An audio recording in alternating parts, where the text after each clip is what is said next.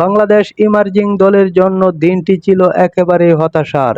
দক্ষিণ Africa emerging দলের বিপক্ষে ব্যাটিংয়ে চরম ব্যর্থতার কারণে বড় ব্যবধানে হারতে হয় টাইগারদের। ইনিংসের শুরু থেকেই দক্ষিণ আফ্রিকার বোলাররা দারুণ নিয়ন্ত্রিত বোলিং করেন। বাংলাদেশের ব্যাটাররা কেউই বড় সংগ্রহ করতে পারেননি।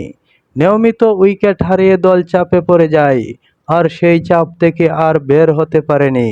ফলে লড়াই করার মতো বড় সংগ্রহ করাও সম্ভব হয়নি। জবাবে ব্যাট করতে নেমে দক্ষিণ আফ্রিকা ইমার্জিং দল আত্মবিশ্বাসী শুরু করে।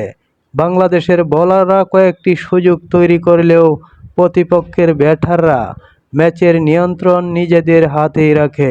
ধীরে ধীরে লক্ষ্য চেয়ে সহজ জয় নিশ্চিত করে দক্ষিণ আফ্রিকা। এই ম্যাচে বাংলাদেশের সবচেয়ে বড় দুর্বলতা ছিল ব্যাটিং।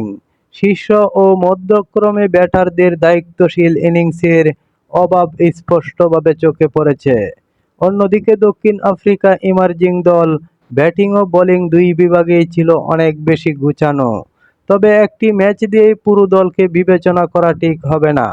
তরুণ ক্রিকেটারদের জন্য এমন অভিজ্ঞতা ভবিষ্যতে আরও শক্তিশালী হয়ে ফেরার সুযোগ তৈরি করে। এখন দেখার বিষয়, পরবর্তী ম্যাচে ভুলগুলো শুধরে বাংলাদেশ ইমার্জিং দল কিভাবে ঘুরে দাঁড়ায়।